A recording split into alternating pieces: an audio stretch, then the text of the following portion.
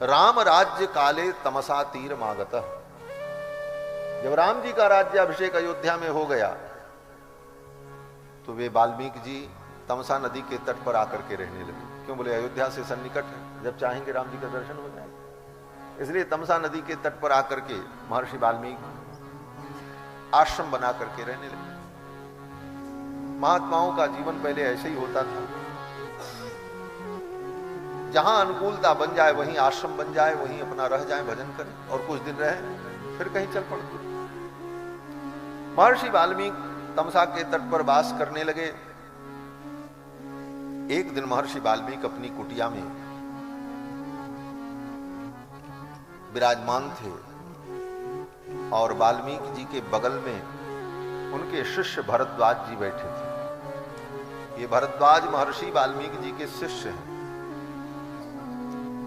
जिन भरद्वाज जी ने तीर्थराज प्रयाग में याज्ञवल्क्य जी को रोककर आग्रह पूर्वक राम कथा श्रवण की।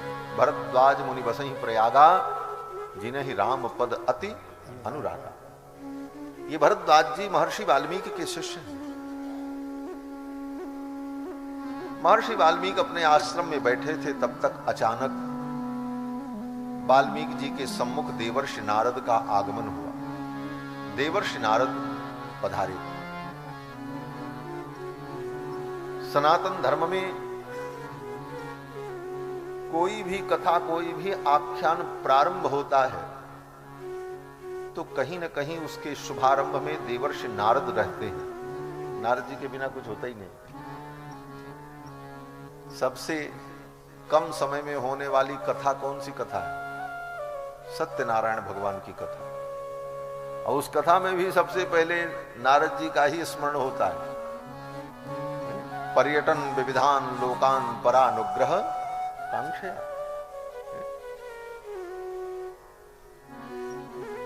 नारद शौनकादय। तो भागवत में भी देवर्षि नारद ही आकर के वेद व्यास जी को भागवत तत्व का उपदेश करते। फिर उस उपदेश को सुनकर के देवर्षि नारद के द्वारा बताए गए भागवत तत्व को सुनकर वेद व्यास जी उसे 18,000 श्लोकों में वर्णन करते हैं। तो वो बन गई क्या? बोले भागवत। ये रामायण भी राम कथा जो है पहले नारद जी ने ही आकर के महर्षि वाल्मीकि को सुनाया। वाल्मीकि जी तो अपनी कुटिया में बैठे थे, नारद जी आ गए। नारद जी जब आए तो महर्षि वाल्मीकि ने नारद जी का पूजन किया। अतिथि हैं।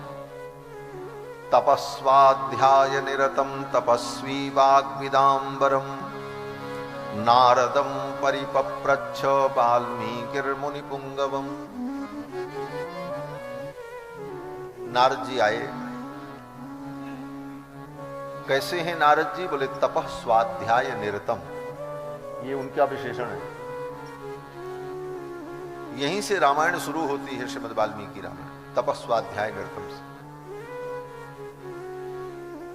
तपस्या और स्वाध्याय में निरत रहने वाले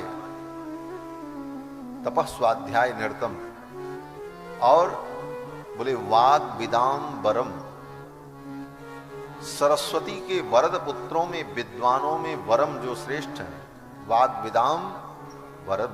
कौन? बोले नारदम, नारद जी महाराज। जब आए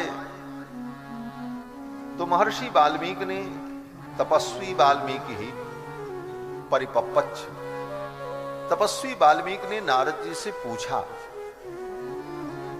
नारद जी जब आए तो महर्षि वाल्मीकि ने उनका पूजन किया। अतिथि हैं, अतिथि आए तो पूजन करना चाहिए। और पूजन करने के बाद, उनका समादर करने के बाद महर्षि वाल्मीकि ने पूछा कि हे भगवान, मैं आपसे जानना चाहता हूं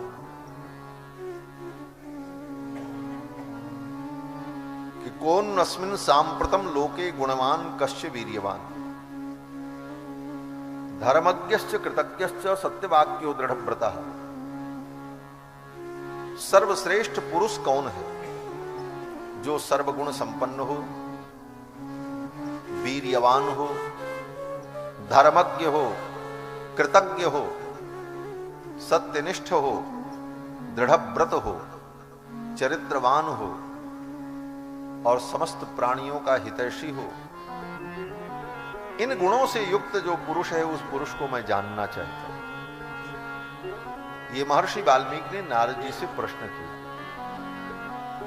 ये नारद जी से जो वाल्मीकि जी प्रश्न कर रहे हैं, ये प्रश्न ब्रह्म जिज्ञासा है।